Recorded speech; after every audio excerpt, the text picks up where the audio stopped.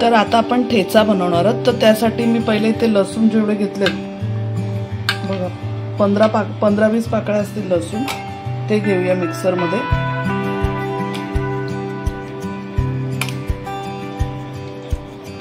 थोडंसं आलं घेतलंय, 4 मिरच्या स्वच्छ धुवून आहे ना, 4 मिरच्या, थोडी कोथिंबीर, ह्या सगळ्याचा आपण ठेचा बनवून घेऊया बघा।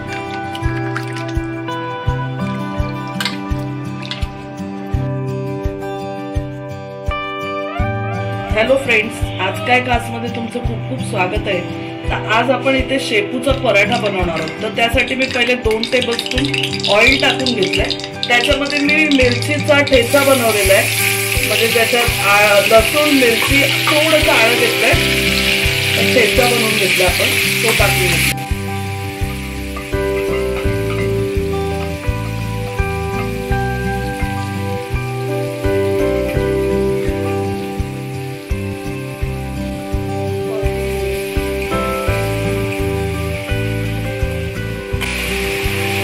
त्यातच 2 कांदे छोटे छोटे कापले, बारीक कापून घ्यायचे।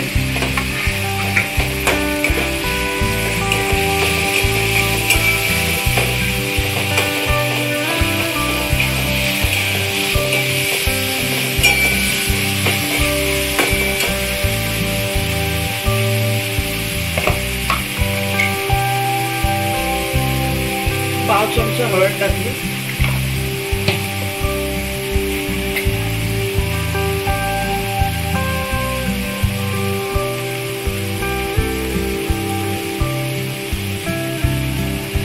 थोडंसं हिंग,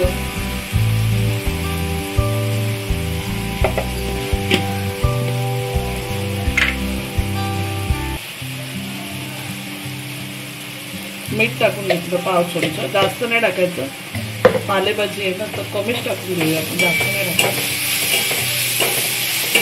हळद चांगली परतून घेऊया।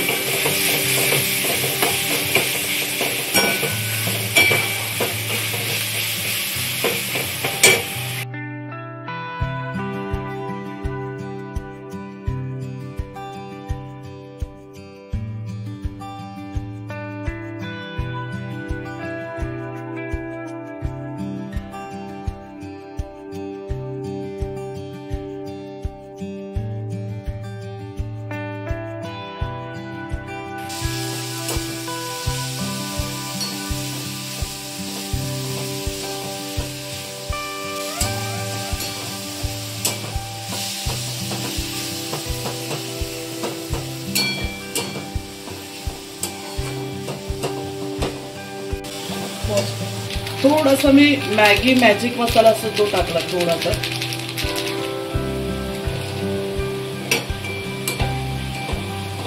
मिक्स करून घेऊया।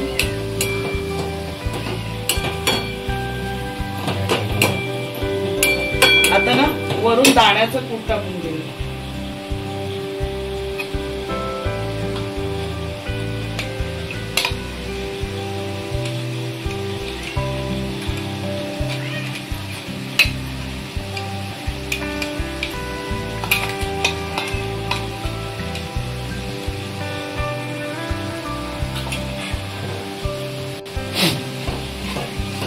आणि 2 मिनिटं आपण झाकण ठेवूया, पालेभाजी शिजायला काही वेळ नाही लागत। चपातीच्या पिठाचा गोळा मी पहिलेच तयार करून ठेवलाय, तर जसं चपातीला वळतो तसंच पीठ मी वळलेलं आहे गव्हाचं।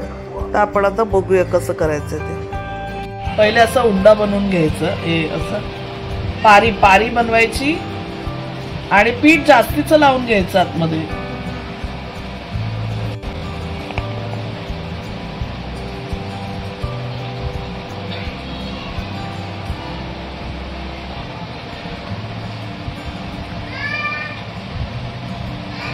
असा बंद करून घ्यायचा।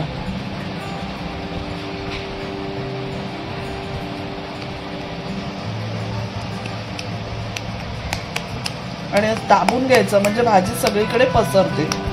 अजून एक मी करून दाखवते। पीठ लावून घेतलं आतमध्ये, हे जास्तीचं पीठ लावून घेतलं तर भाजी ठेवायची आतमध्ये।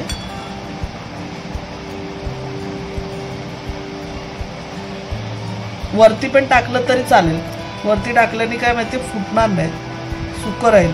भाजीचं जे पाणी आहे ना ते शोषून घेतं पीठ, ॲब्झॉर्ब करेल.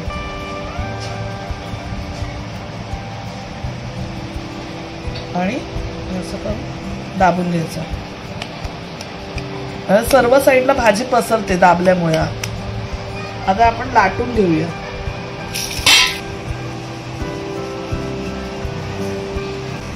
हलक्या हाताने आपल्याला करायचं,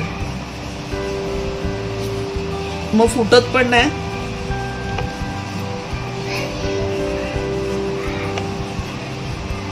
जाड जाडच करणार आहे आपण.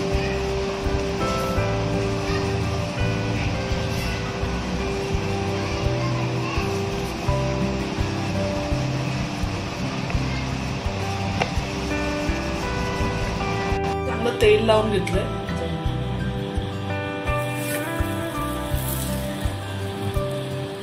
साईड पण तेल सोडून घेऊ.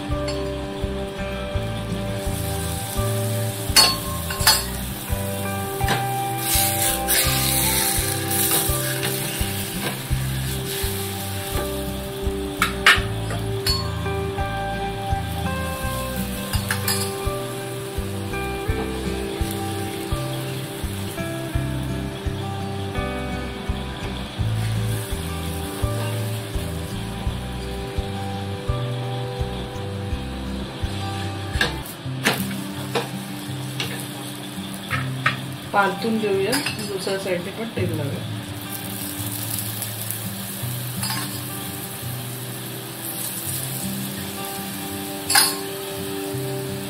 छानपैकी खरपूस भाजून घेऊया मस्त.